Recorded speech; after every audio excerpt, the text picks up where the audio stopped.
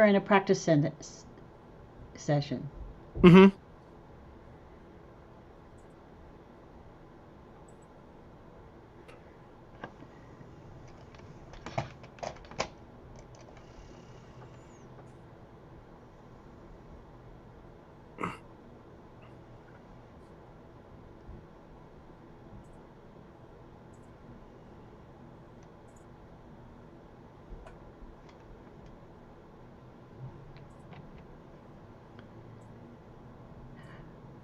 Welcome. People are starting to come into the room. We're so excited to have you here today. That was Dr. Eunice Peterson who just waved at us. She's our speaker today. And her brother, Dr. James Peterson, who's going to be with us.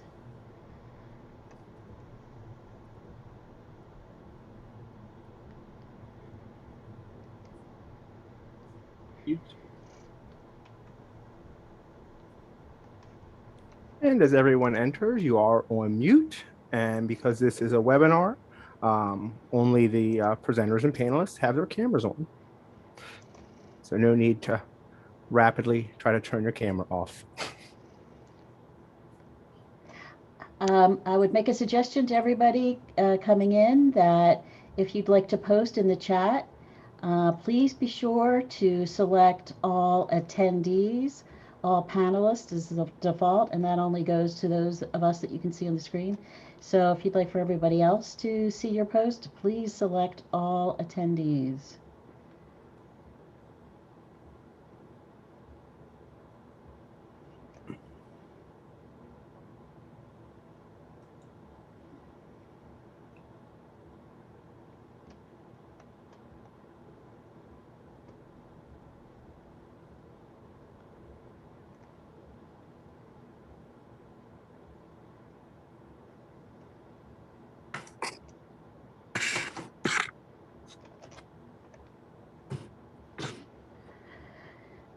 We're excited too, Elizabeth. We're excited to have you with us. And all of the faces that you can see on the screen, we are very excited to be here. The PowerPoint that you're seeing now is a list of speakers that have been coming up now, our past speakers and upcoming speakers. And just so they can get an idea of what else is happening with our speaker series, it goes into the end of the summer. And so there are more that will be speaking that are not listed yet. Hello, Allentown.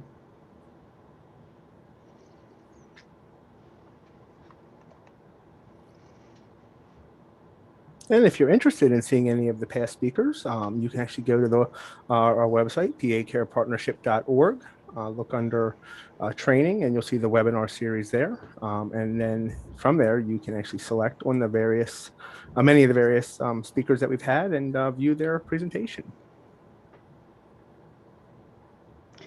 If you're going to be sharing in the chat, please select all attendees so everybody can see. Yes, everyone is muted, and that's the default setting.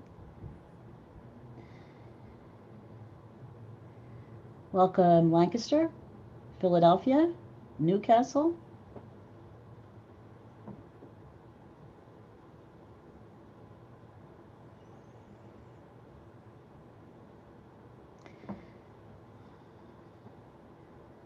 When Dr. Peterson is speaking, if you have any questions, please be sure to add them into the Q&A. And if you've never used the Q&A, it's a link at the bottom of the screen. You have to run your mouse over. In about the center, it says Q&A. And we're all going to be keeping our eye on it. So please go ahead and post in the Q&A. Baltimore, Greene County, Newfield, New Jersey. Wow. Hi, Mom. Oh, I like that.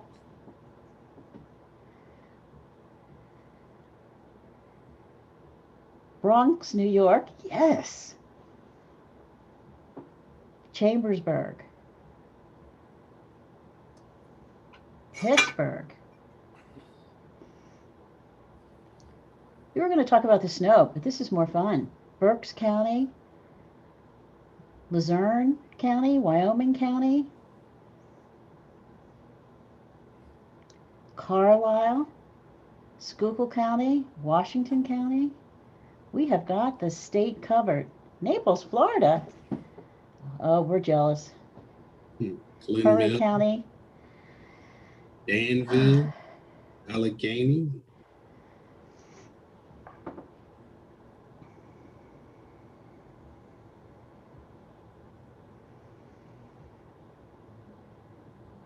Remember to include attendees when you're posting in chat so that everyone sees it. Boston.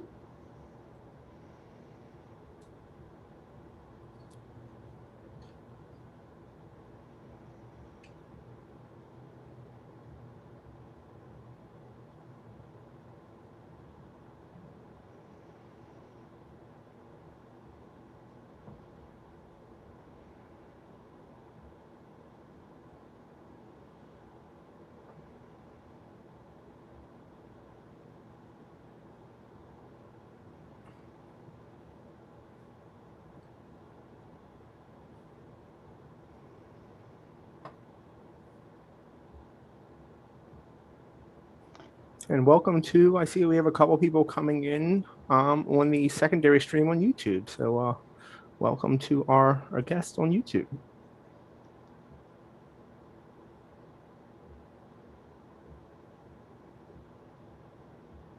Mark, do they know why we opened up YouTube?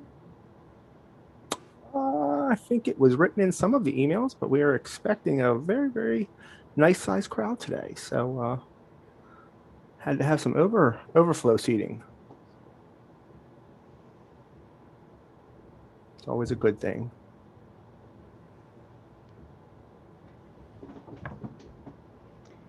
Arkansas. Uganda. We just went international.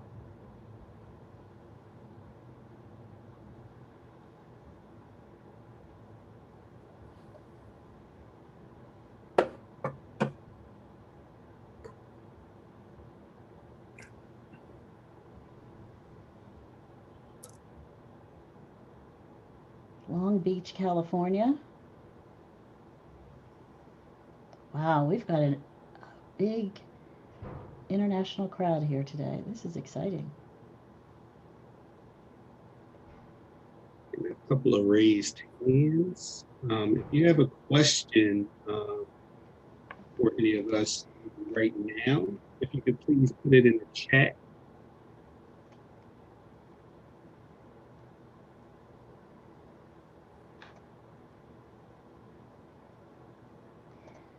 Or if it's a question about the actual presentation, you can always put it in the Q&A.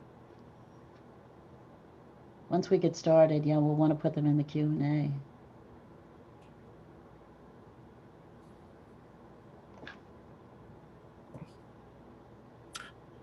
We'll be started in just a few minutes. Thank you for those who joined early.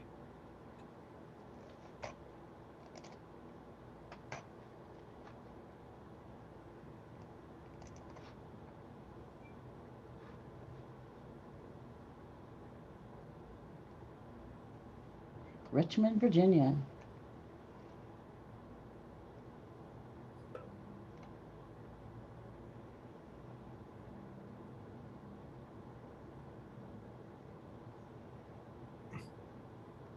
And as we begin, we'll also go over a couple of the housekeeping items, including if you're here for if you need continuing education credits, as well as our evaluation at the end, which will also allow you to request a certificate of attendance.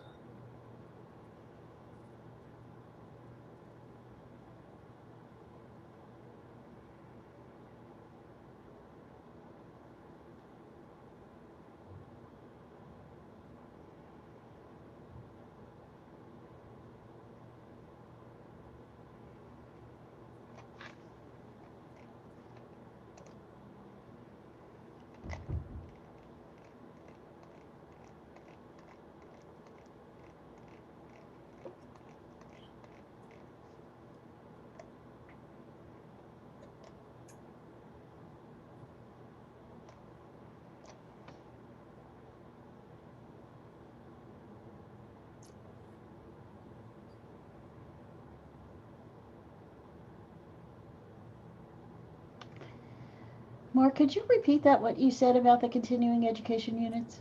Sure, I'll go over that in actually just a minute. That we have information that went out in the email. That with your invitation for the webinar, there are some links in there that you can use, that you can get your CEUs, and we'll go over that in a little bit more detail in just a moment. We had a couple questions here in the chat.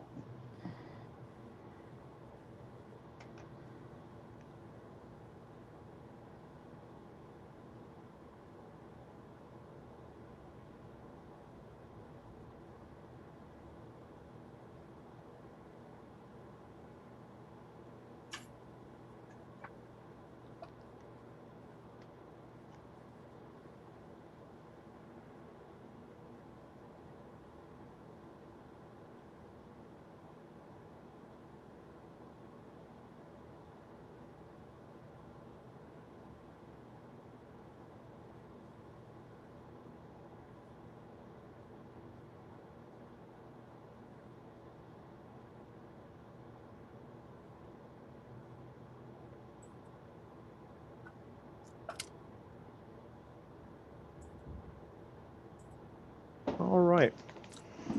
So I know that we have a great presentation today, and we're going to open up the webinar. So welcome everybody to our webinar today, which is Black Mental Health Matters, Microtrauma and Microaggressions in Communities of Color. And this is part one. Today's date is February 11th, 2021. My name is Mark Durgan. I am the project director for the Pennsylvania Care Partnership. We are the statewide system of care grant. Welcome everyone to today's webinar series provided through the PA Care Partnership in association with the Office of Mental Health and Substance Abuse Services. For those seeking continuing education credits for this webinar, information about how to apply was sent out as part of your reminder emails for this training. Continuing education credits are available for those who are watching the presentation live on Zoom or through YouTube. For more information on this, please refer to the email you received today. And also, at the end of the presentation, you'll be offered the opportunity to participate in an evaluation. Part of that evaluation at the end, you have the option to request a certificate of attendance. So that would be a certificate not part of the CEU, but if you just want a certificate of attendance, fill out the evaluation, which will also be emailed out tomorrow as a follow-up, so that you can give your email so we can get that certificate out to you. We have over 2,000 people in attendance today, or at least that's what we're scheduled for. And some will be watching on Zoom and some others will be watching on YouTube. So during the presentation, if you have any questions, please type them in the Q&A section in Zoom, and that's going to be on the lower part of your screen with, it looks like two little quote boxes or question boxes. For those of you on YouTube, if you do have questions, there is a chat feature that we'll be monitoring, and we will capture those questions as we can and give them over to our presenter and make sure that we try to get those answered for you. Our moderators today are Nancy Massey and Jamal Ford, both with PA Care Partnership, and they'll be monitoring chat and Q&A as well as the YouTube for comments. It is my pleasure to welcome Dr. James Peterson, who will be introducing our presenter. Dr. Peterson is a writer, educational consultant, content creator. He's a graduate of Duke University and the University of Pennsylvania. He is also the founder of Hip Hop Scholars, Inc., an association of hip hop generational scholars dedicated to researching and developing cultural and education potential of hip hop, urban and youth cultures. Dr. Peterson, I'll hand it over to you. Thank you so much for that, Mark. Welcome, everybody. We're so excited that everyone is here, all of the professionals and the students and the community members. And I also, just before I introduce my extraordinary sister, I do want to say thank you to the PA Cares team, Nancy and Jamal and Mark. Each one of these presentations takes an extraordinary amount of work, and we've been on a lot of meetings and they've had to handle a lot of logistics. So just thank you to Nancy, Jamal, and Mark for all the work that you did to make today possible.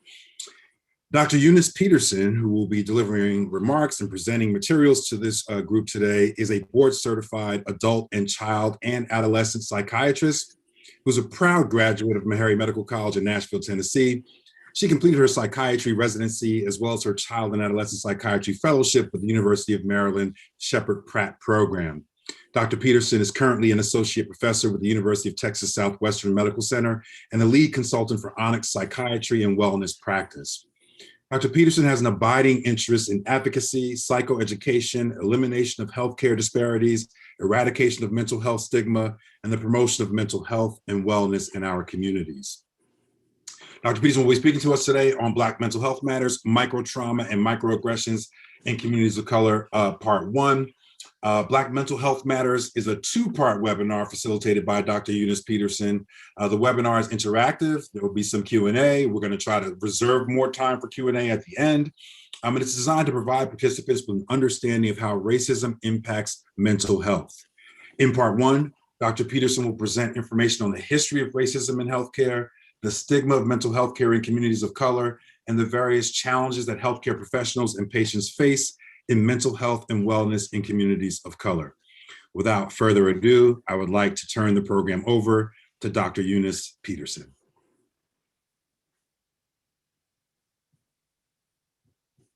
Good afternoon. Thank you for that gracious presentation.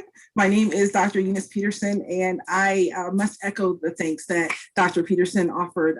I greatly appreciate the talents and the efforts of Mark and Nancy and Jamal, as well as Dr. Peterson in making this opportunity a possibility. I'm grateful to have the opportunity to share information with you. As Dr. Peterson mentioned, this is a 2-part series, and we originally designed the information to be geared towards, with part 1, the provider community, and then part 2, the consumer and community. But we've actually adjusted it so that we can make sure that we are providing information that's relevant for all people who are joining us, and we're so grateful that you are. So,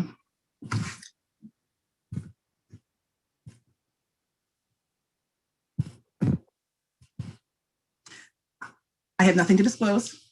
Dr. Peterson has nothing to disclose.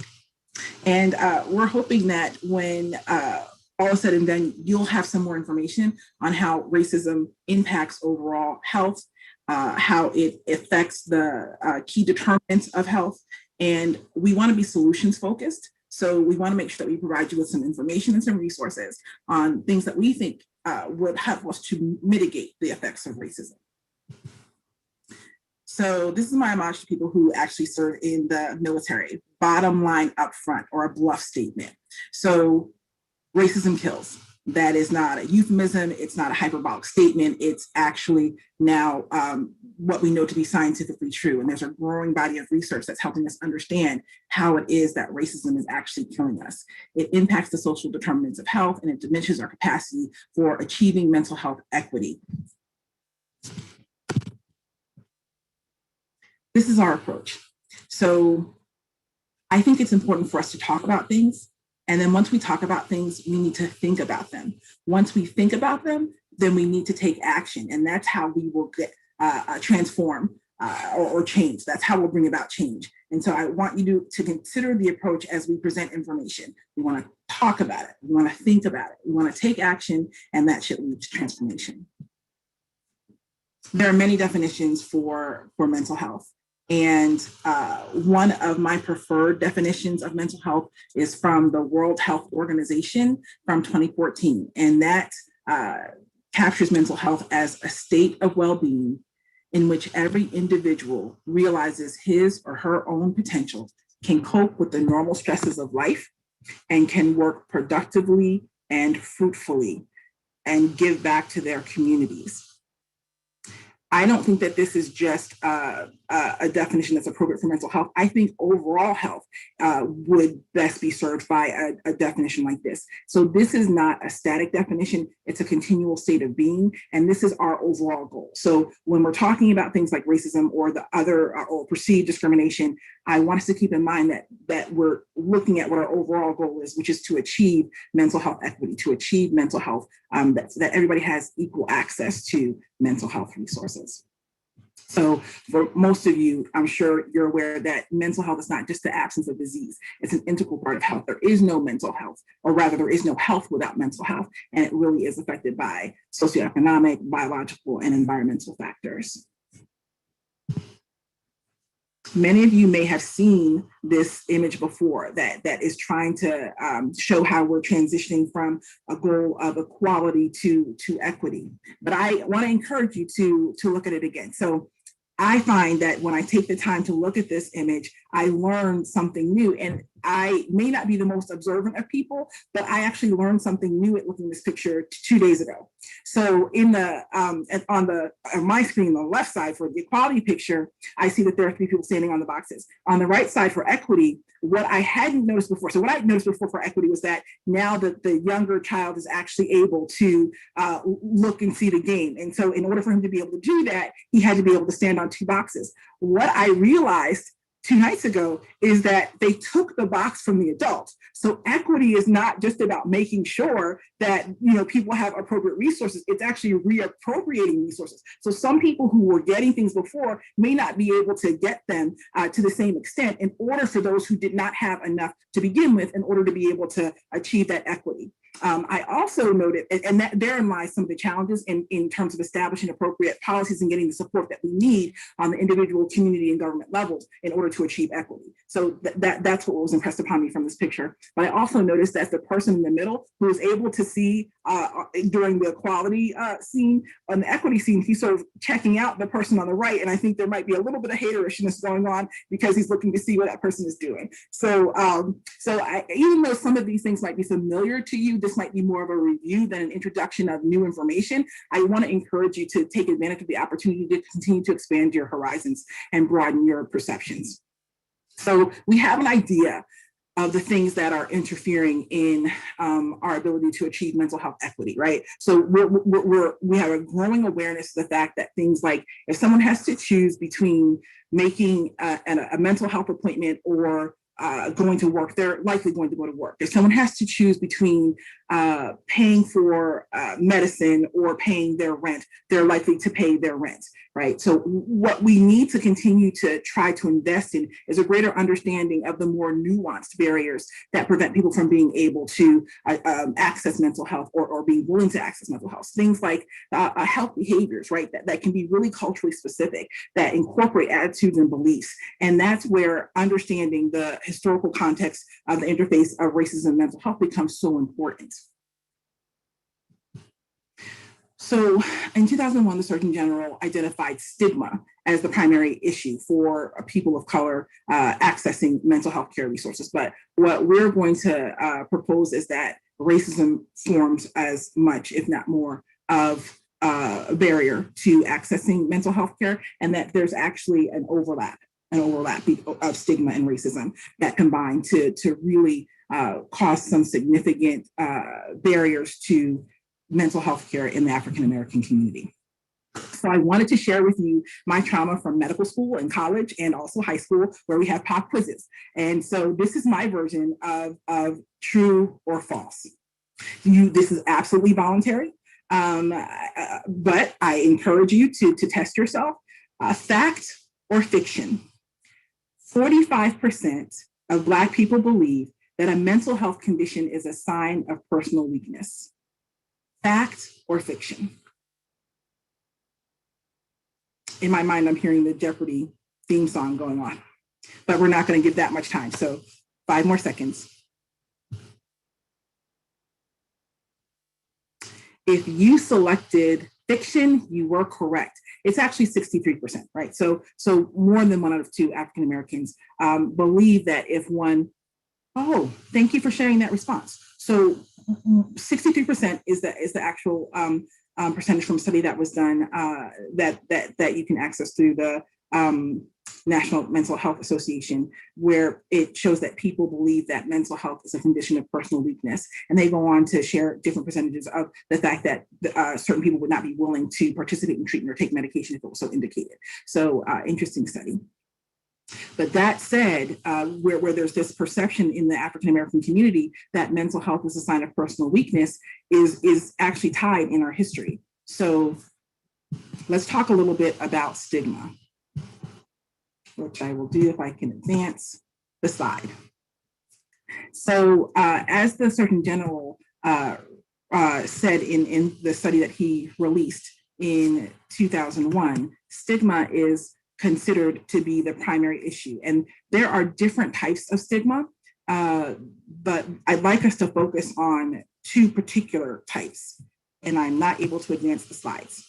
So the two types that I would like to focus on are internal stigma and structural stigma.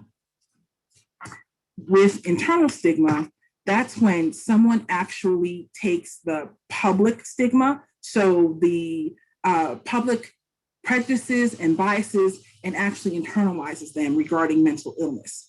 And when someone internalizes the stigma related to mental illness, then that makes them, it affects their self-concept, it affects their self-esteem and self-confidence, it affects their willingness to recognize when they have symptoms of mental illness, it affects their willingness to access care when they are dealing with mental illness. And then once, if they get to the point where they are in care, it actually affects their willingness to adhere to treatment recommendations.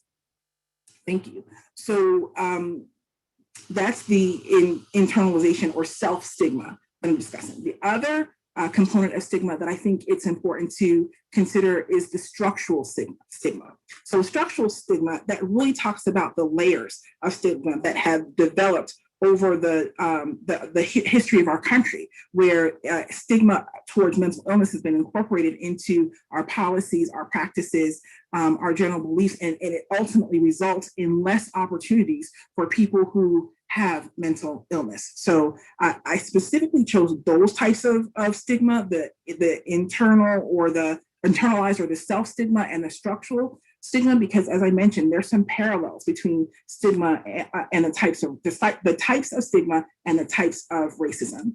Next slide, please.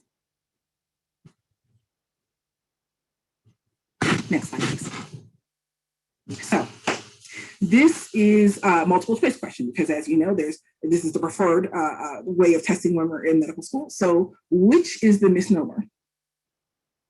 Which is the misnomer? Racism, white supremacy, reverse racism, anti-racism. Which is the misnomer?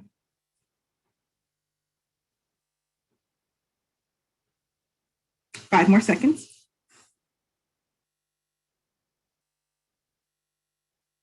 So if you selected C, you were correct, and yay, you were correct. So I want to make sure that as we're continuing in our conversation, that we actually have a shared understanding of what terms are. And if we understand racism as a system where there's an oppressor with power and those who are oppressed with less power, then there's not the capacity for reverse racism as such. It doesn't mean that people cannot be prejudiced. It doesn't mean that people cannot have biases, but there's not the capacity for reverse racism. And we'll talk a little bit about racism and anti-racism as we continue.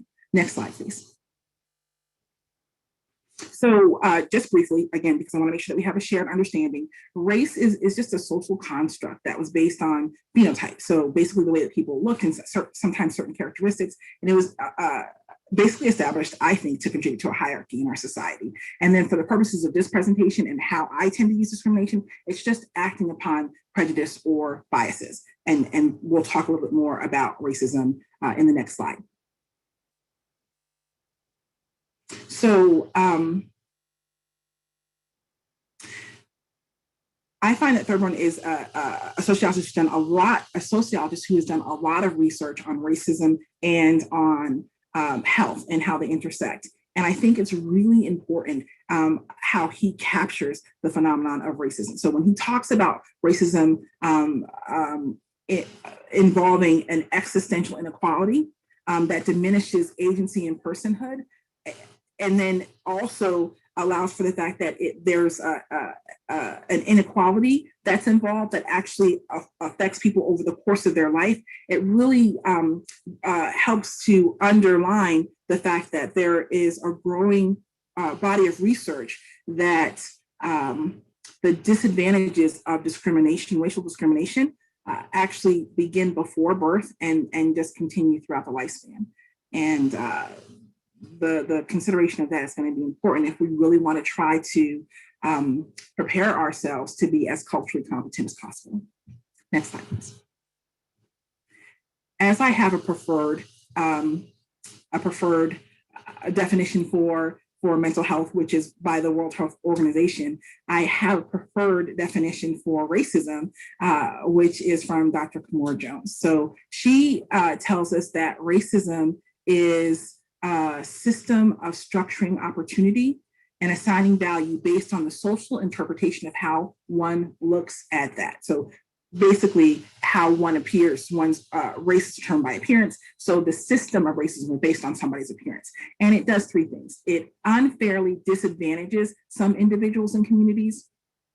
It unfairly advantages other individuals and communities. And I want to stop right there because, again, I won't say that I'm necessarily the most observant person, but in my upbringing and in the way that I was exposed to understand how racism was, and considering the fact that I am an African-American female, I think that my understanding of racism more heavily depended upon the idea that racism conveys unfair disadvantage to a certain group. So I focused on the fact that racism involves disadvantaging a group.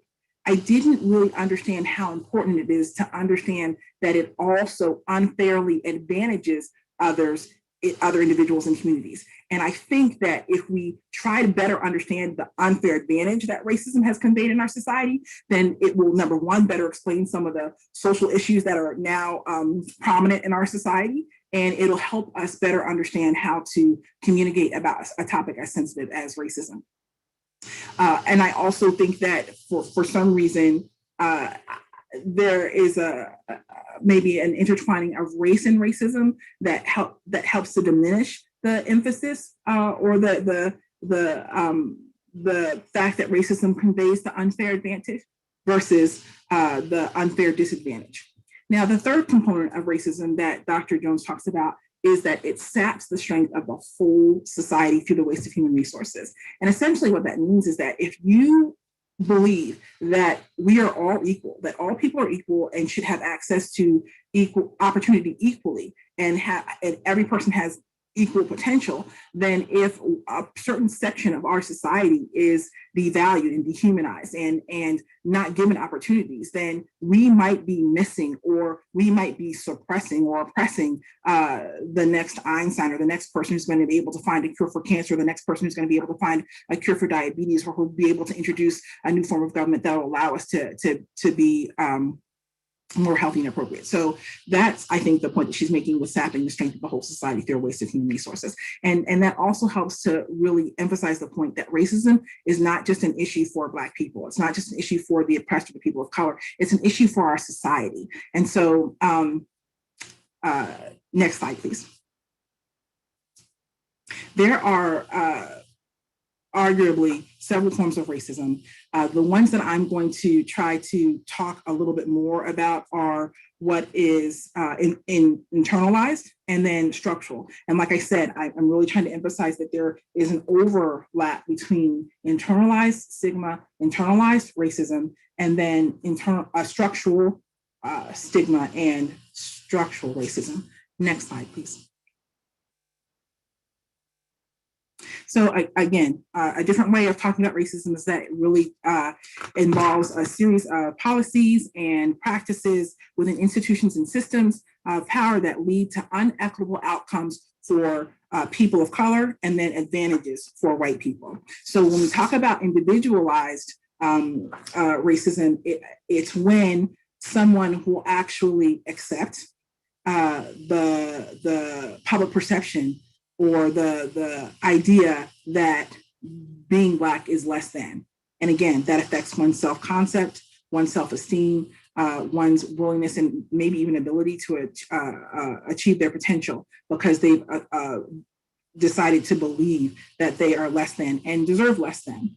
And that's the internalized racial oppression.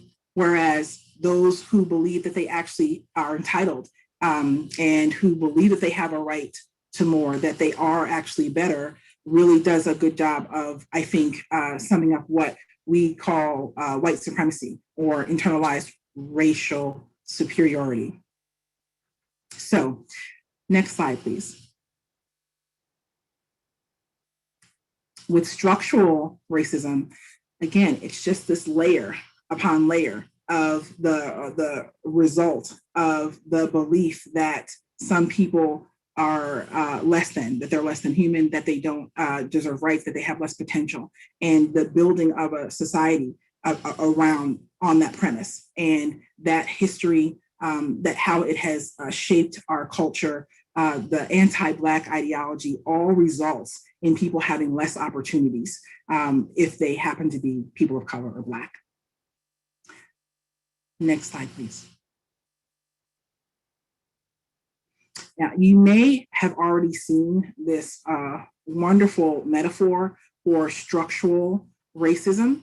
And if I understand correctly, there's something like 1.4 million views on YouTube of this, but we're talking with Dr. Peterson, and we both agree that there should be something like 100.4 million views of this, because it just is so good. And again, if you've seen it before, I'm going to encourage you to see what you can learn from it from watching it, because every time I watch it, I focus on different things and I learn something new. So this is an example, a well done example of a metaphor of structural racism. Please play.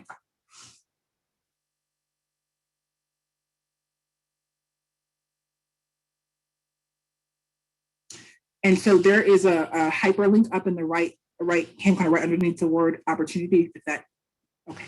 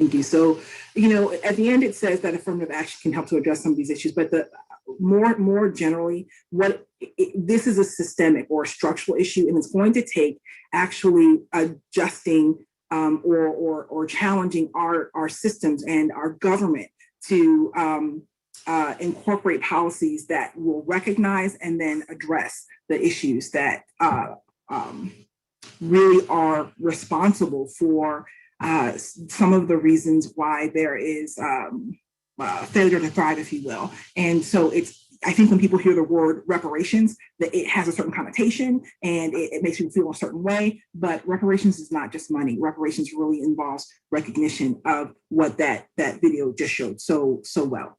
Next slide, please.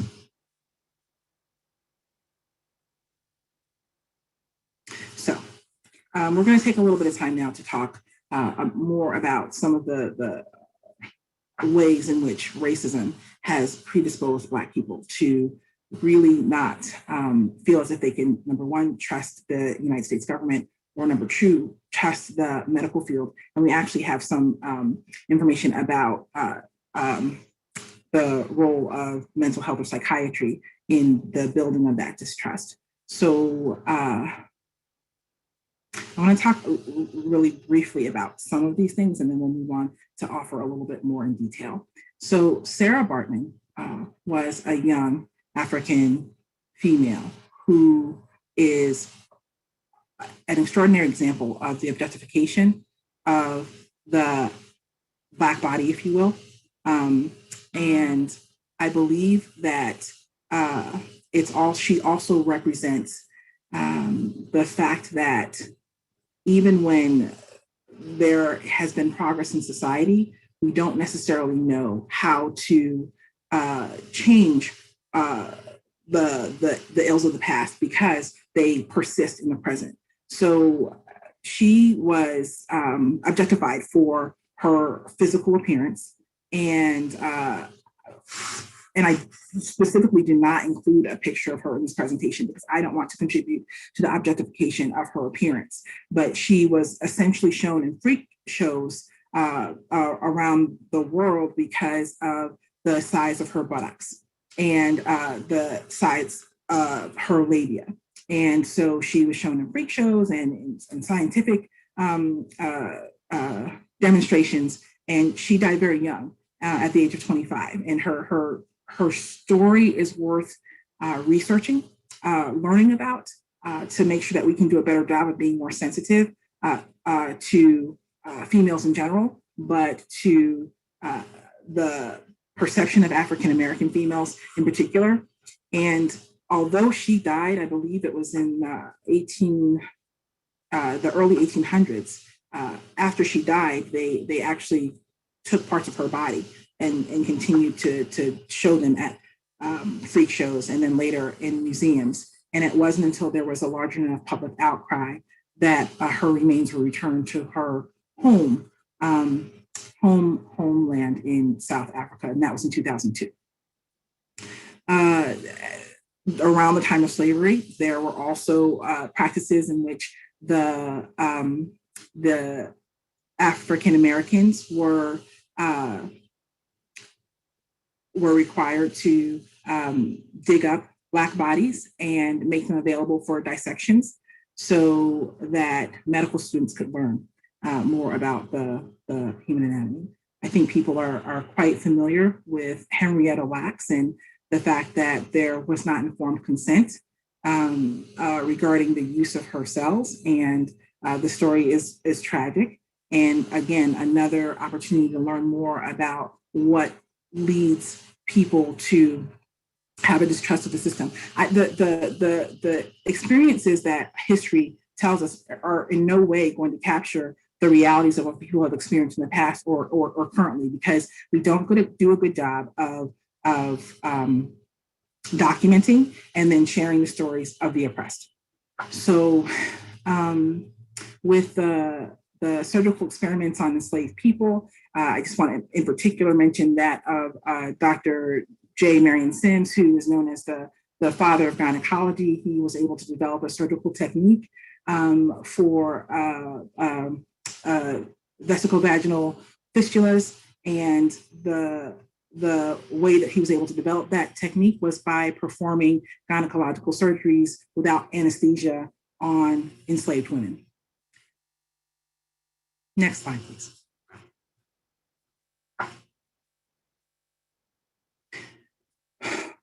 Please go back one slide. So there was a doctor by the name, or physician by the name of Samuel Cartwright, and he proposed that when Africans were attempting to escape slavery, it actually signified a mental illness called drapetomania, or otherwise known as runaway slave syndrome. And what he proposed is that the etiology of this mental illness was when slaves were being treated as equals by their masters. So if a slave was treated as an equal by their master, then that is what led to this drapetomania, the treatment of which often was amputation of extremities. Also, during the time of slavery, there are historical accounts that suggest that when people did suffer from and express symptoms of mental illness, they were punished for it. And so there were goals to try to subterfuge those symptoms or to suppress them. Next slide, please. So dysesthesia ethiopic is another mental illness that was proposed by Dr. Cartwright, where he was trying to explain why enslaved Black people were lazy. It's also known as rascality. And what he proposed is that African slaves had a certain condition of their skin, as well as a certain mental lethargy, which was related to them possibly being sullen and dissatisfied without cause as they are enslaved. And what he recommended was that the skin be washed and oiled, and then a broad leather strap applied to it as treatment for this disorder. In other words, to quote him, to whip the devil out of the slave. And so not only was that the treatment, but he proposed that once that happened, the slave would be rather grateful. In fact, to quote, he said that the slave will look grateful and thankful to the white man whose compulsory power has restored the slave's sensation and dispelled the mist that clouded his intellect. So the early accounts of how the majority culture tried to make a disease out of social conditions that they were actually causing is something that I think has built some of the distrust that exists, not just in the medical field, but also in the mental health field. There's also studies that show that in the 60s and 70s, there were a disproportionate number of African-American males who were diagnosed with schizophrenia, but really that was to capture how they were advocating for their rights in the civil rights era. Next slide, please. So not really going to go too much into the eugenics movement, which occurred in the United States, which Hitler used to justify some of the things that he did during his reign of terror. But I will talk to you about briefly Mississippi appendectomies, which is a term that was coined by activist Fannie Lou Hamer. And essentially it is a term for coercive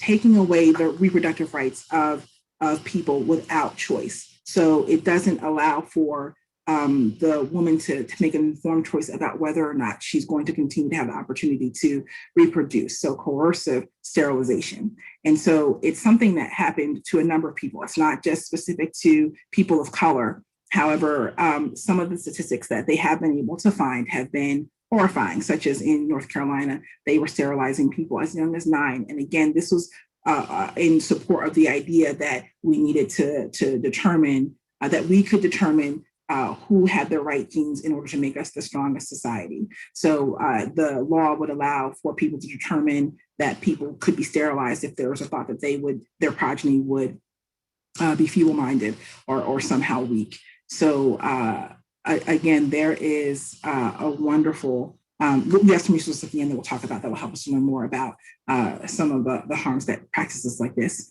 have afforded our society. And again, I think I mentioned this before, and I'm going to be repetitive on purpose. The challenge that we have with racism is that it's not in the past, right? So we continue to have these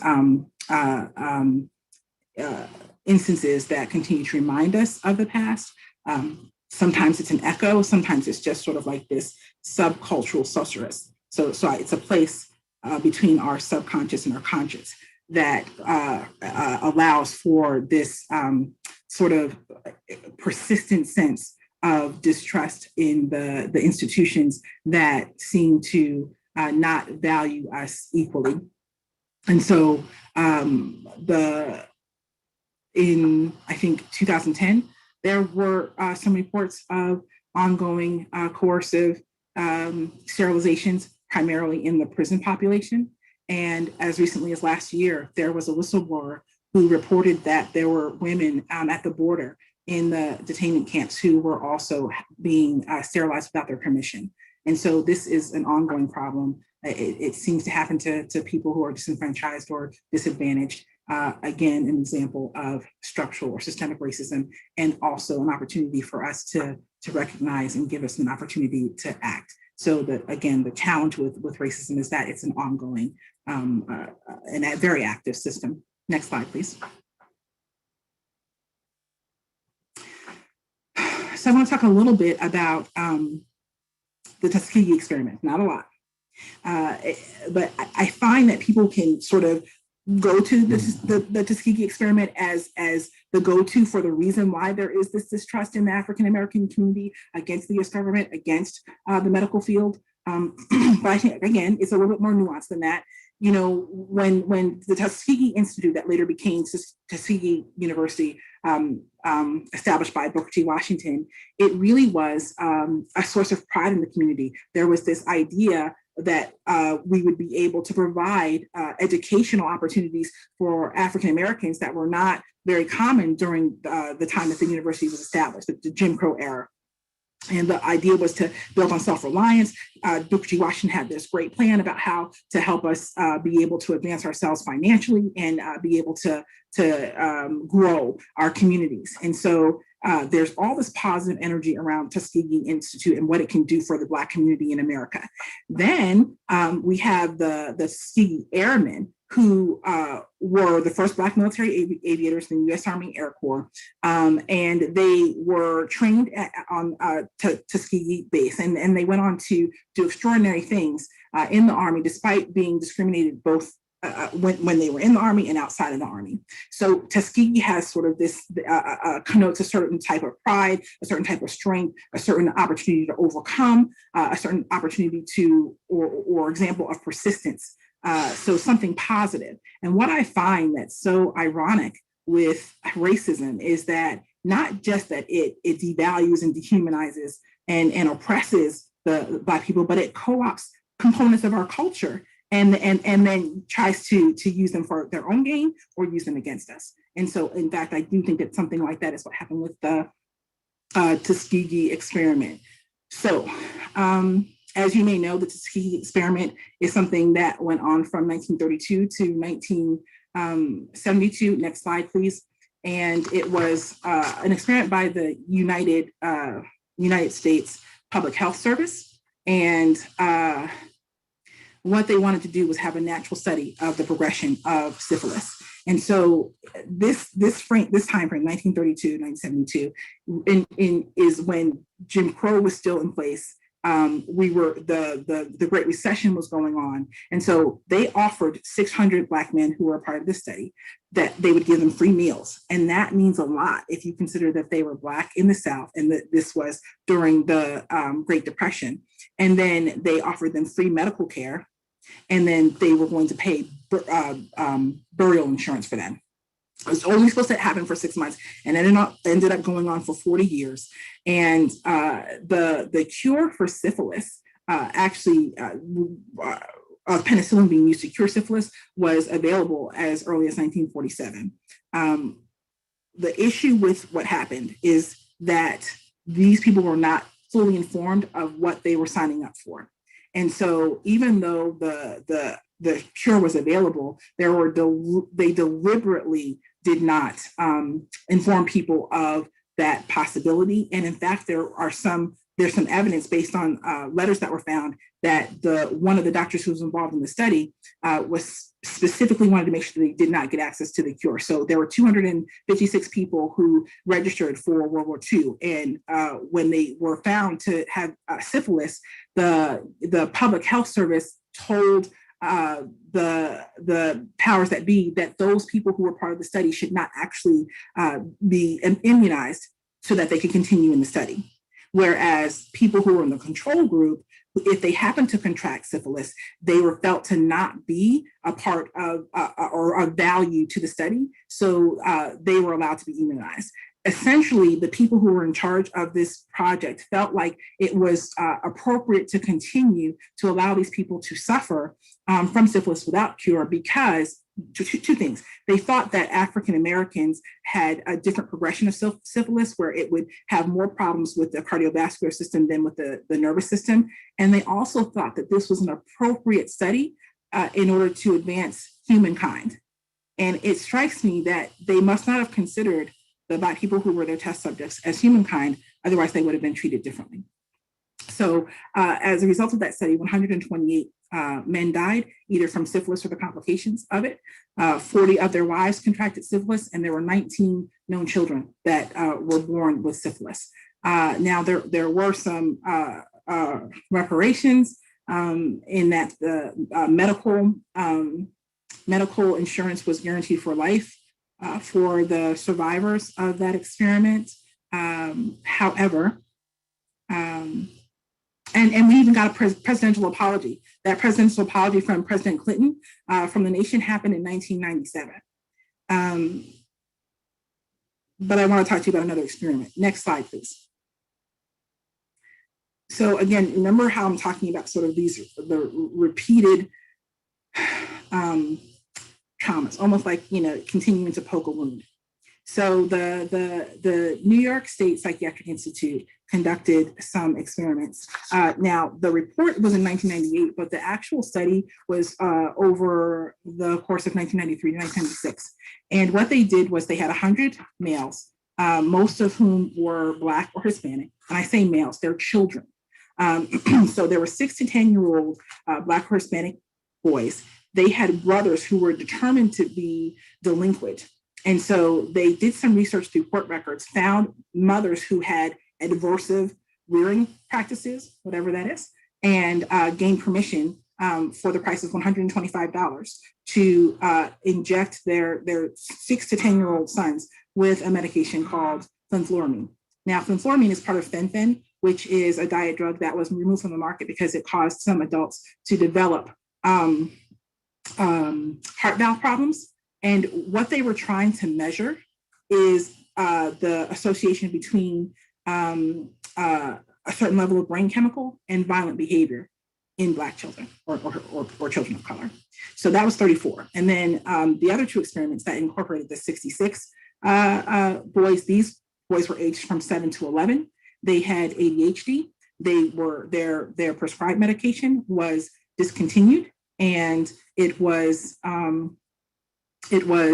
were given the IV fenfluramine as well. And again, trying to measure a relationship between a certain level of chemical and the violence. So just the premise that we would need to focus on children of color to determine the relationship between a hormone and violence, as if children who are not of color don't have, similar dispositions, is just really tragic. And again, it speaks to how our entire system is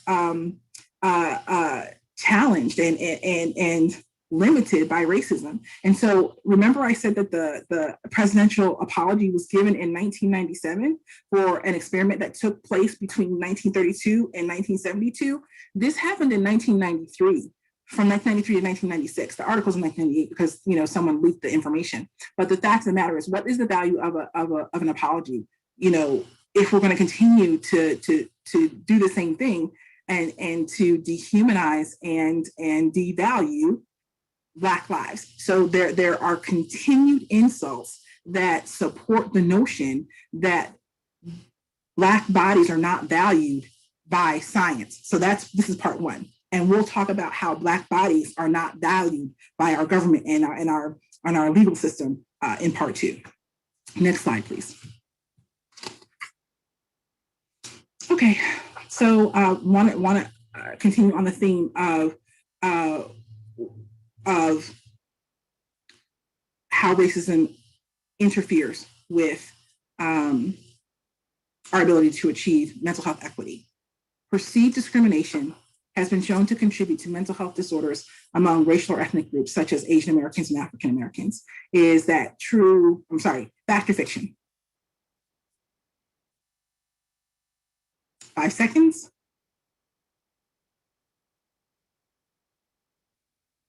If you said fact, you were correct. So as I mentioned before, there has been wonderful. As I said before, there has been a growing body of research that shows that racism actually causes significant physical health and mental health problems, but perceived discrimination is a little bit different. So it's not like the systems that are in place that reduce opportunity. Perceived discrimination is actually just the anticipation of someone acting on their prejudices and biases. Next slide, please. So I'm going to be going just a little bit faster because I want to make sure that we can get through the rest of this presentation and entertain some of the questions and or comments that you all are sharing. And I appreciate how interactive you're being. So perceived discrimination is a perception of a behavioral manifestation of a negative attitude, judgment, or basically unfair treatment of members of a group. And next slide, please. So again, here comes this common theme of repeated exposure. So the idea is that the recurrent exposure to discrimination can actually cause someone to actually anticipate that discrimination. And again, it's the perception that something's going to happen that actually activates the stress response. And the stress response will actually lead to suppression of the immune system and can do things like shorten our telomeres and lead to us aging faster and lead to us having a higher morbidity with certain diseases that I'll talk a little bit more about in, I believe, a coming slide. So next slide, please. Essentially, this is just restating what I mentioned before, which is that African Americans were polled, and most African Americans report that they will have had some experience of racism or racial discrimination over the course of a year. And so, and of that percentage, even more, we'll talk about it having occurred multiple times throughout the year. So there's this idea that there's this ongoing insult to people, and that leads them sort of having an anticipation of discrimination, which activates the stress cycle. Next slide, please. So this is an advertisement that was run in Australia, and I love it. It really identifies that racism is a public health problem. It is not a Black person problem. It's not a white person problem. It's a systemic issue that is a public health problem that is preventing our society from realizing its potential and is contributing to our society being as fractured and divisive as it is today. And so really briefly, when we experience stress, we have a biological opportunity to prepare for danger. It's the fight or flight response. And so when that happens, there's a series of hormones, like cortisol becomes active, catecholamines become active. There are that allow us to redistribute the blood flow and helps us to have more blood flow to our cardiovascular system, our musculoskeletal system, and our nervous system in order to prepare for whatever the danger is, right? And so the way that we're programmed, the thought is that it would be a temporary state of being, right? So we can afford to sort of redistribute these hormones and our blood flow in order to address a particular danger at a particular time, right? So it's supposed to be an acute response. But if we are in a situation where we continue to have this ongoing stress, and it's day after day in the work environment, in the public environment, maybe even at home, then instead of it being an acute response, it becomes a prolonged or a chronic response, and our bodies just weren't built that way. We have this system where we try to balance things in our body, but that becomes a maladaptive form of processing within our system that, again, leads to us aging early, having higher complications from certain diseases, maybe even having a higher likelihood or higher prevalence of certain diseases. So again, there's a biology to racism that we are now able to better understand, and hopefully that will help us to be more motivated in the urgency that I have, that we should actually be trying to address this on a systemic level. Next slide, please. So we talked about we've offered some information now, and the fact that of the many ways in which we have an active distrust of the healthcare system. So it's not just something that's historical, it's current, and it's because there are ongoing issues with how Black people are actually treated in the healthcare system. Again, so many more examples, but I want to make sure that we leave time to address your questions, and we'll also have the opportunity in part 2 to discuss some of these things. We talked about stigma. Again, I really want you to consider the overlap of internalized stigma, internalized racism, structural and stigma and structural racism. We understand about the things like lack of insurance or underinsurance preventing us from being able to actually access care. And then 2 things. There's multiple studies that show that when Black people are cared for by Black providers, they have better health outcomes. Literally, there's a higher likelihood of Black children who are born living, of Black mothers who give birth surviving. There's studies that show that if a Black provider cares for a Black person who has an issue or requires pain management, they'll have better management. There are studies that show that that people are more willing to, or feel more comfortable, I'll say, in sharing certain information that allow Black providers to be able to provide better care. Lack of culturally competent providers is something that we really need to address, because we don't have enough people of color who are in the practice of medicine. Next slide, please. So, fact or fiction, only 1 in 2 Black adults who need mental health care receive it.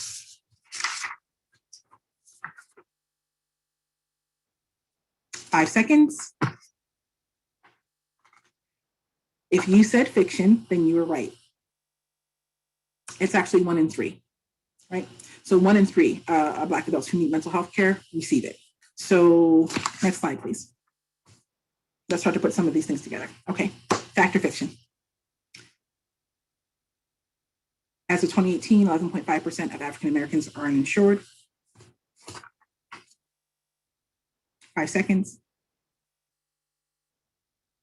If you said fact, that's correct. So again, our lack of insurance and ability to pay, even with the introduction of the Affordable Care Act, there are still quite a few African Americans who don't have adequate insurance. Next slide, please.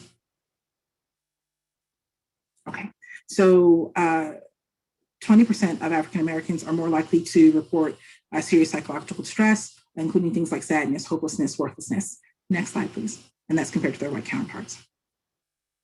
Again, 1 in 3 Blacks who need mental health will receive it. We talked about the higher likelihood of adult males during a certain period of time to be diagnosed with schizophrenia. And it really was a way that they were mischaracterizing the fervor around fighting for civil rights. And then there's studies that show that African Americans who have similar symptoms as their white counterparts will not be provided similar care. So they won't necessarily be prescribed antidepressants or given the appropriate therapy. Next slide, please. So go for it on your own. But this is the strong Black woman syndrome, or the Black Superwoman syndrome. And the reason why I wanted to talk about this is because it's, again, to me, it offers this example of the incredibly harmful impact of internalizing stigma, internalizing racism. So this is a term that was coined by Dr. Cheryl Woods Giscombe, and it has 5 basic tenets. It's that there's an obligation for a Black woman to be strong. There is an obligation for a Black woman to succeed. There's an obligation for a Black woman to help others. There is an obligation for a Black woman to suppress her emotions. And there's an obligation for a Black woman to not be dependent or vulnerable. And it's those tenets are tied up in this drive to succeed, to thrive despite having limited resources. And that is tragic because it's at the expense of self-care. And so Dr. Allen actually described that this process leads to the slow deterioration of our bodies. And so there is a male counterpart to this. If you go to the next slide, please. And that is John Henryism. So this term was established by Dr. Sherman James, who is epidemiologist and psychologist. And again, it's the male counterpart where it has 3 components. There is an efficacious mental and physical vigor. There is a strong commitment to hard work and a single-minded determination to succeed. And again, it sort of tries to capture that idea that there will be a heroic or superhuman effort of an African-American male to try to succeed or thrive despite so many things that are limitations based on the fact that there's so much structural structural racism and racism and discrimination. So if you wouldn't mind playing this video. Dr. Peterson, I think maybe we should consider not playing the video in the interest of time. I think we should play the video. It's the skin you're in that matters. You are consciously aware of being a Black person in America. Your system responds to that. I was not surprised that the pandemic had the disparate effects that it did on African Americans. I am the originator of John Henryism theory, which posits that repeated hierarchical coping over years, over decades, with very difficult life circumstances can really cause damage to the cardiovascular system and then eventually lead to high blood pressure, heart attacks, and strokes. The John Henryism theory takes its name from the legend of John Henry, the steel driving man. Some said he was born in Texas, some said he was born in Maine, but I don't give a damn where that poor boy was born. He was a steel driving man. Lord, now he was a steel driving man.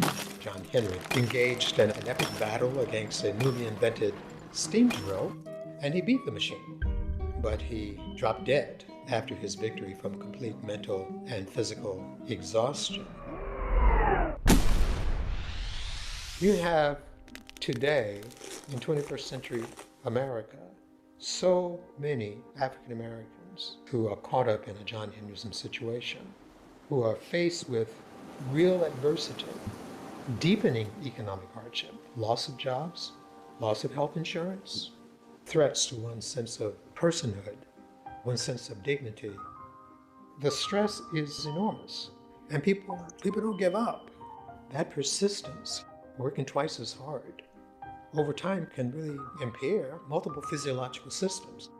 By the time they're in their 20s and 30s and 40s, they're already having things like high blood pressure, diabetes, obesity. Now along comes the pandemic, and they are susceptible because of these underlying conditions, and yet they have to try to make a living. That's the John Henryism situation. It's on display.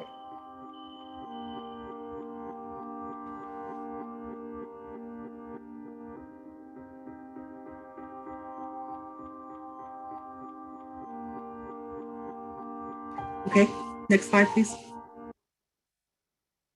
Thank you. So there's 13.4% of Black people in the United States, and about 7 million people are in need of mental health care. Next slide, please. So, okay. So, fact or fiction? In the interest of time, this is a fact. We only have 4% of psychologists, 2% of psychiatrists are Black, and 5% of physicians. And there's just no way that Black people alone are going to be able to meet the need of Black people. And that's why we need to do a better job of figuring out how to help people be culturally competent. Next slide, please. I'm sorry, would you go to the slide before, please? Right there. So, nope, I'm sorry, next slide. This is the remedy. So essentially, I'm going to streamline the last few slides. The underlying thing that we need to do is figure out how to communicate better, right? Communication will really help us to mitigate racism. We have to figure out how to talk about racism. Remember that approach? You know, we have to talk about it, think about it, take action, and then things will change. That's what we need to do. Next slide, please. So we can talk in more detail, maybe during the discussion about ways that education are going to be important, and that's being able to empower ourselves to address racism. Advocacy, we have to act on what we know and what we believe, and then, you know, research, there's just such scientific bias, as was shown by some of the things that we discussed earlier on. Please, next slide. So this is an invitation to all of us to consider becoming anti-racist. And the thing that's really different about I agree, but the term anti-racism is that it's not just a belief, it's not just a system, that everybody's equal and deserves equal opportunity. It's also an invitation or a challenge, if you will, to actually act on what you believe. What are you willing to sacrifice? What are you willing to do to kind of make a change in our society so that we can live in a better society and that our children can inherit a better society? Next slide, please. Again, want to talk about it, think about it, take action, transform. Next slide, please. Just a reminder that we have an idea. We know that there is a direct link between racism, racial discrimination, and poor health outcomes, increased depression and anxiety, mental health challenges. Next slide, please. So hopefully everybody's still awake or woke, if you will. And so we not only want you to have the opportunity to feel like you've learned something from this presentation, we hope that you'll join us in our next presentation, and we would like to be able to take some questions at this time. Very much appreciate your participation, your attention. Again, I want to specifically thank Jamal, Mark, Nancy, and Dr. Peterson, and all of you for being willing to learn and allowing us to share some of our passion about what we think is this very important topic. Thank you. Amazing, amazing. I'm going to jump right in because thank you so much, Dr. Peterson. What an extraordinary presentation, and the response has just been frenetic. Lots of folks you can see there on the chat are chiming in and responding. Thank you, just absolutely excellent. I want to try to just jump in, and we're still taking questions in the Q&A. So if you can post your questions in the Q&A, we'll try to get to as many of them as possible. Dr. Peterson, an anonymous attendee said this video was disheartening. I think they were talking about the first video because it is the truth. It's real life. It's frustrating to know that many may be learning this for the first time. But the question that this anonymous attendee asked is, how do you yourself handle having to teach and explain material that is emotional and historical? I mean, obviously we could have had some trigger warnings around some of the stuff that was presented here, but how do you yourself manage having to teach and educate around these traumatic concepts? It's hard. I'm blessed with a wonderful support system in my family. But I won't deny that it's difficult. And when we see what we see on the news, it becomes even more difficult. I just had a long conversation with my mom about how I was working on this presentation, and it already sort of had me at a certain level of awareness and, quite frankly, agitation.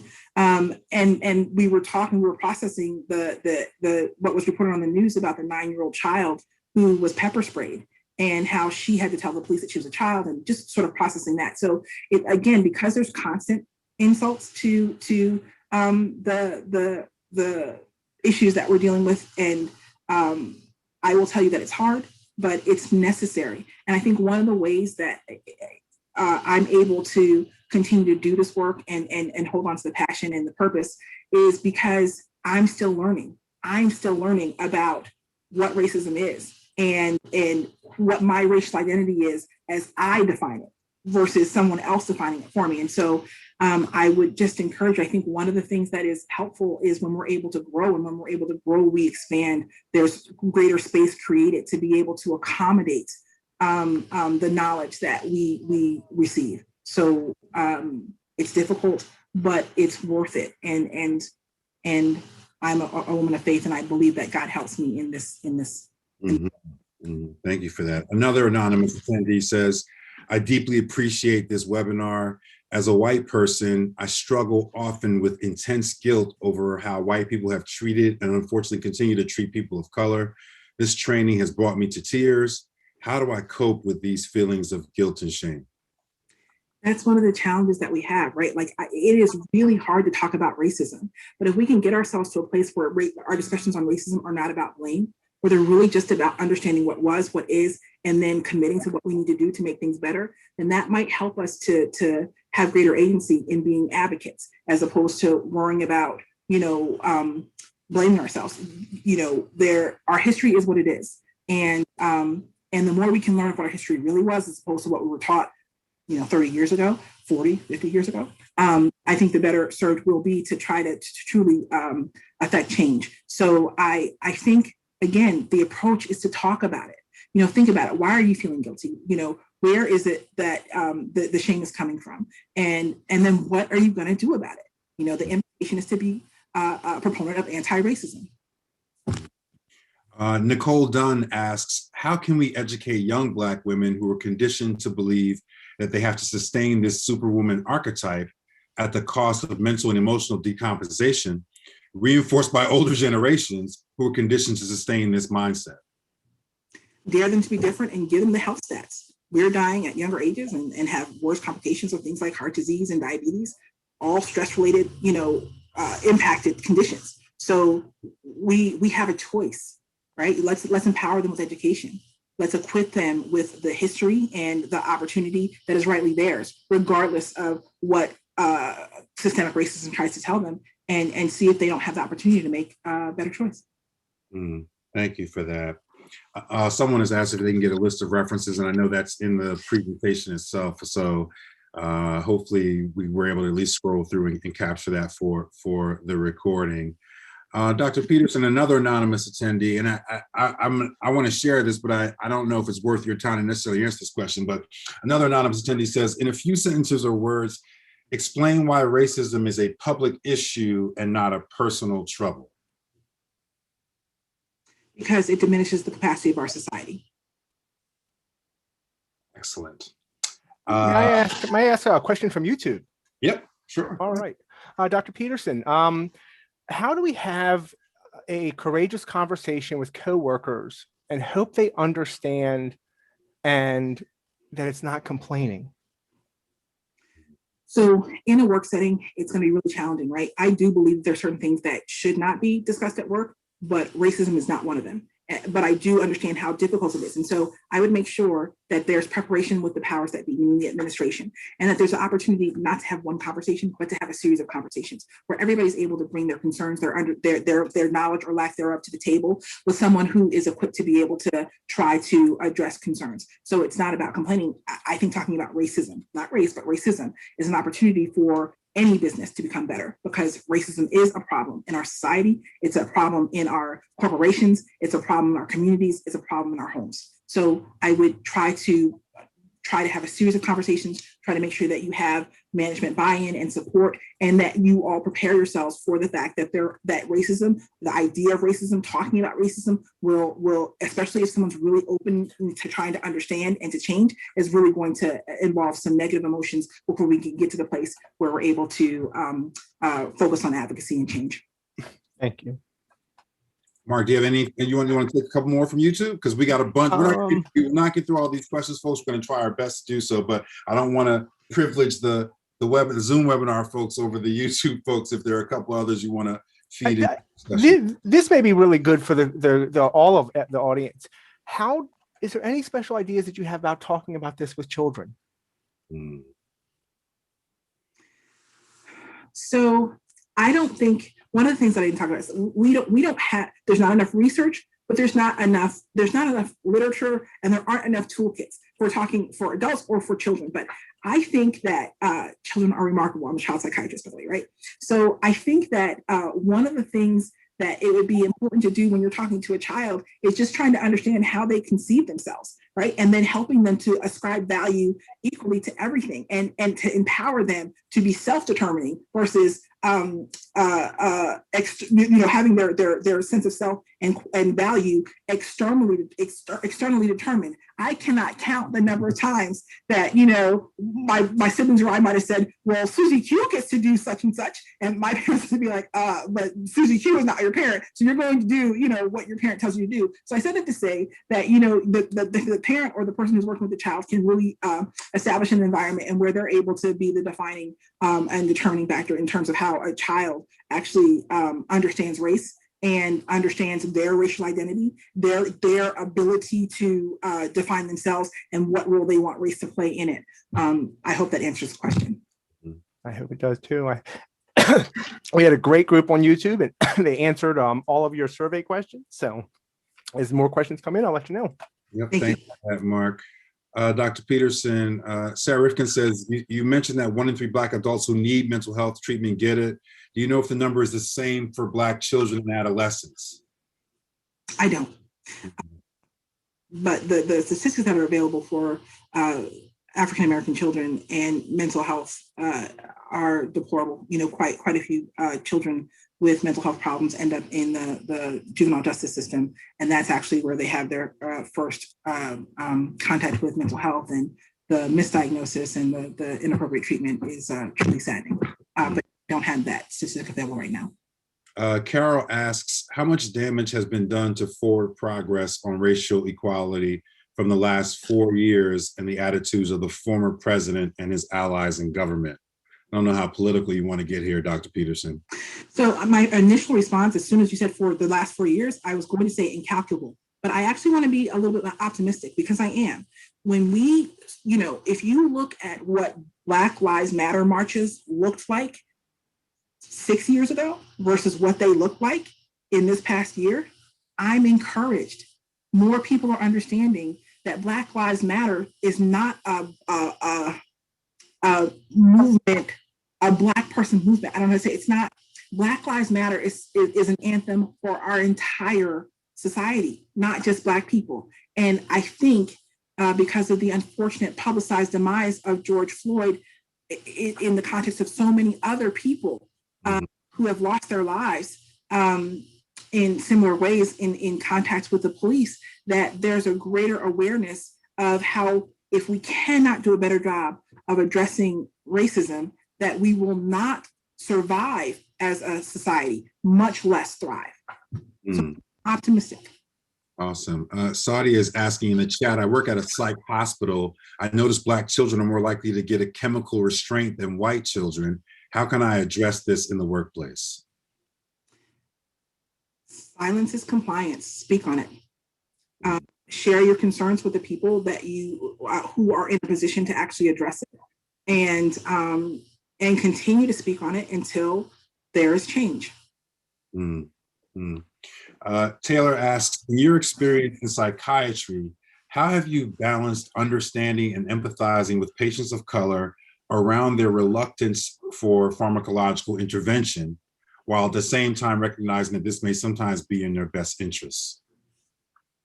I respect choice, and I consider myself a health partner, and I do my best to provide education to empower those with whom I have the opportunity to share care, and I'll continue to do everything that I can to help them be able to make the best choice, and to respect them if they don't make the choice that I think would be in their better health interest, and then work together to get to a better quality of life for the patient, regardless. Excellent, thank you. Michelle asks, my question or comment is about peer support specialists moving into an area to sit on boards and to try to change policy. I'm a peer in a PhD program and want to move into the spaces where policies can be changed to impact the structural racism in behavioral health agencies. Do you have any thoughts or advice on that? Absolutely need to sit at the table. Mm-hmm. Ruth says, how do you deal with people of color reinforcing those ideas that Black or brown people are lazy and that the Black Lives Matter movement protests were an excuse for looting?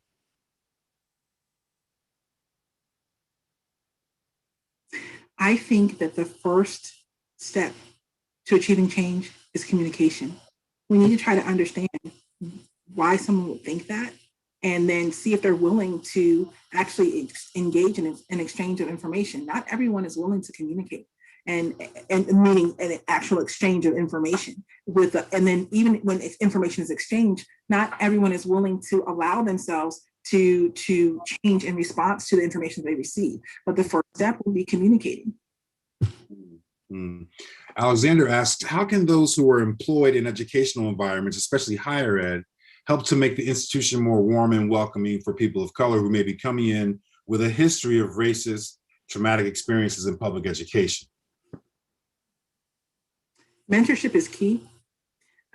So I think, but the mentorship needs to be strategic, right? So I think there should be mentorship. And I also think that, again, the people who are already in the institution of higher education, if they feel so led, should be advocates for trying to almost act as consultants for people who may not be as aware or may not be as woke, so that they have the opportunity to actually become more culturally sensitive. And I believe that if they're more culturally sensitive, they become more competent. And if an educator's role or goal really is to educate to the best of their ability, then hopefully they would be open to that. Mm-hmm. Cynthia asks, how do you reach an organization or organizations that are institutionally racist in their practices, but they conduct business as though racism does not exist? I am blanking on the author, and Dr. Peterson, maybe you'll remember. I think this came out when I was in college, and it was a book that basically said that racism no longer, Shelby Steele? Shelby has a book called The Content of Our Character. There are lots of... No, not that. I'm sorry. Anyway, so there's a book that I read that was written by a Black scholar that said that racism no longer exists. So it can come from anywhere. So I think that again, it's important to be able to find advocates to sort of try to find an ally, if you will. And if you can find an ally in that system, then that will help you to get to a place where you can talk about it, get them to think about it, and then take action, and then actually transform. However, when there's not an ally, talk about the bottom line. Sometimes people are motivated by the bottom line. And if you can actually propose that increasing awareness will lead to increasing profits, that actually can sometimes affect change. An anonymous attendee asks, first he or she says, thank you so much for this.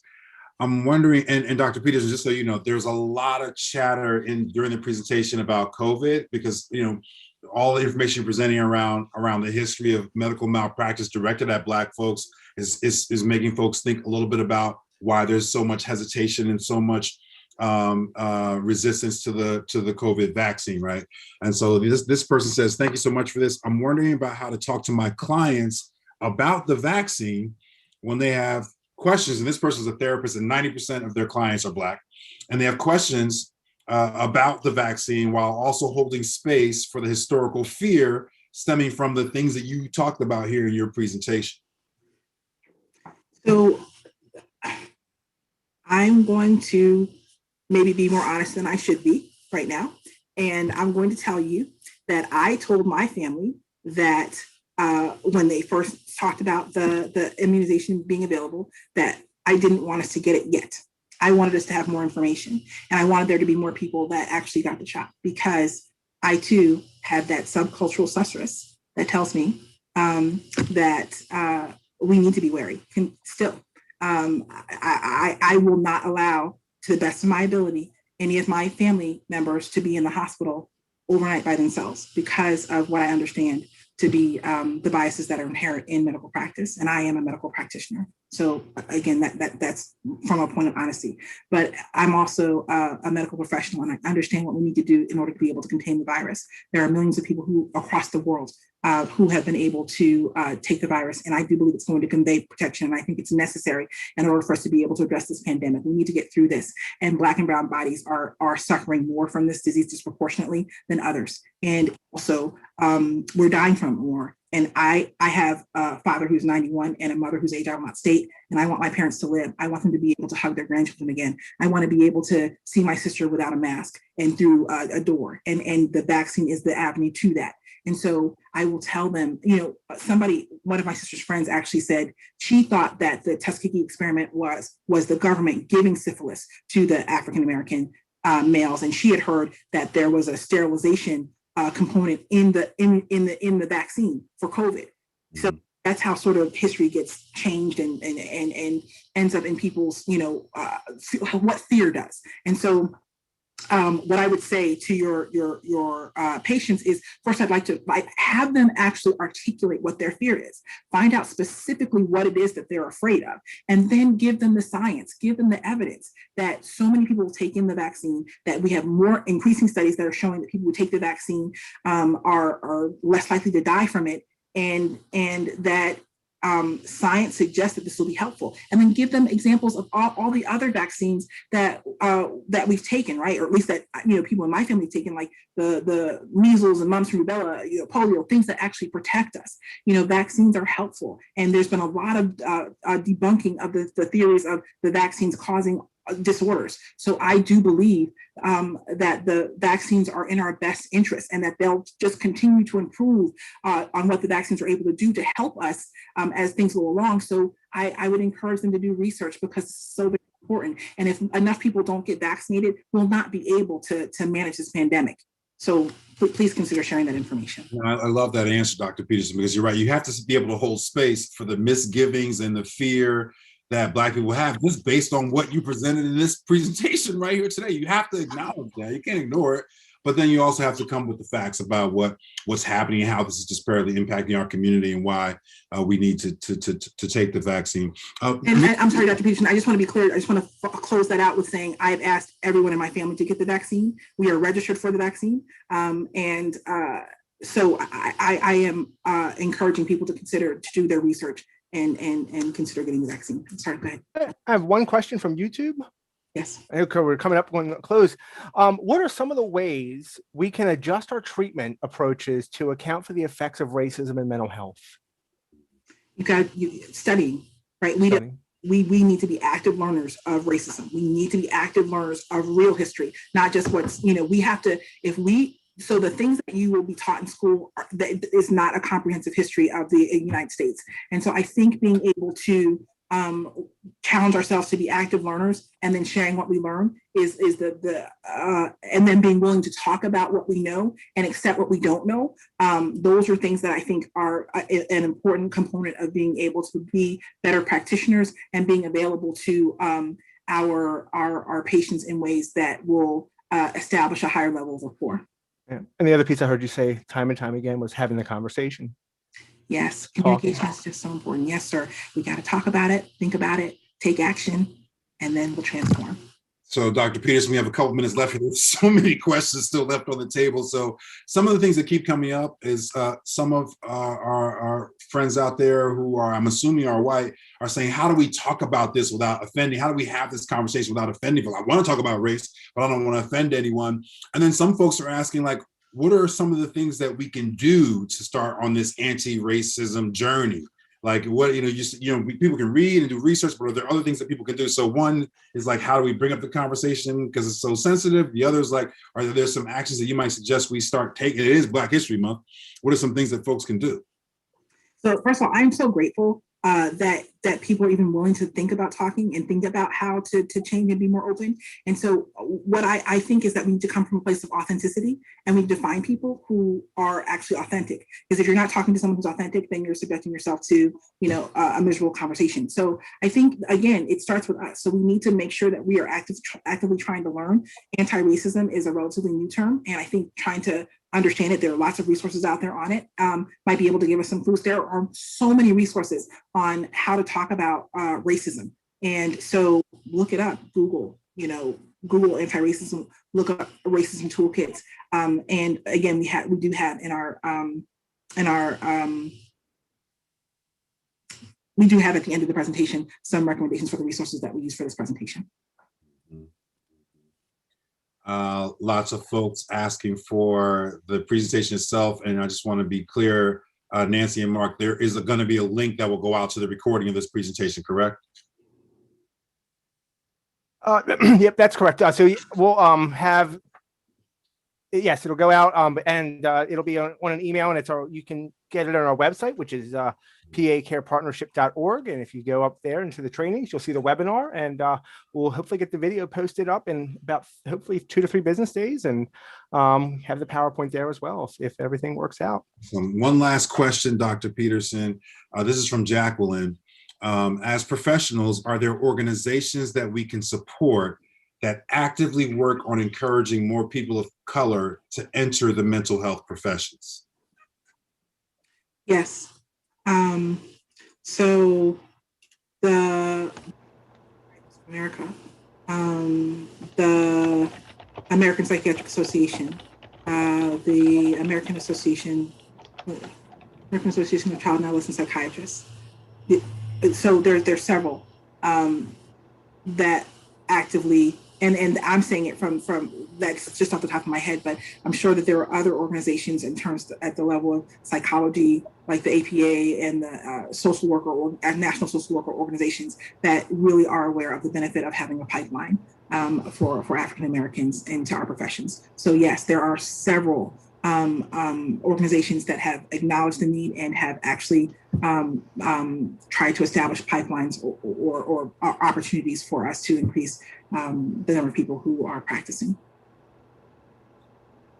I want to again thank the entire PA Cares team for inviting us and working through all the logistics of it and providing the on-site support for this presentation. I want to thank my lovely and extraordinarily talented sister, Dr. Eunice Peterson, for sharing her insights and her experiences and her research about the impact of racism on mental health care and on mental health care communities. I want to thank everyone in the audience, all the questions. I'm sorry we could not get to all of these questions.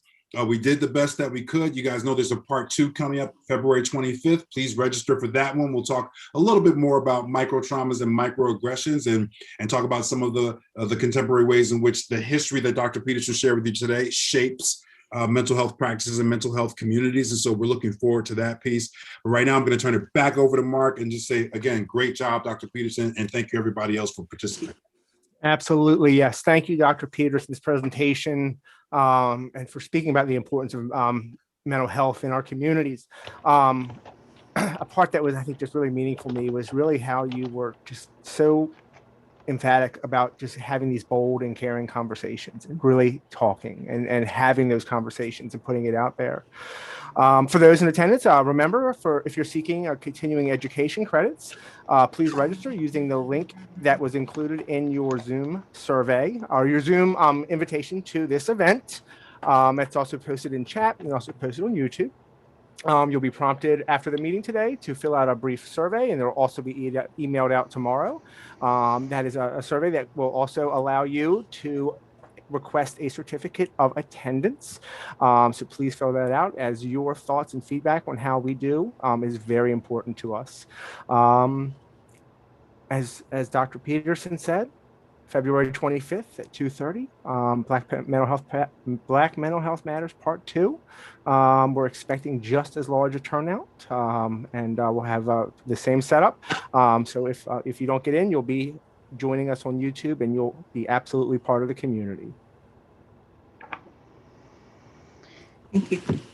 Dr. Thank you Peterson, I all. wanted to personally thank you so much for your honesty and your openness and your courage, and for taking time out of what I know is an extremely busy life to do all the work to present to us today and to come back again in 2 weeks.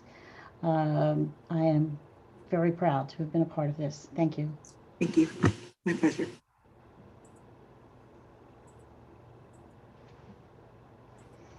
Safe, everybody. Thank you. Thank you. Thank All you. right. Thank you all.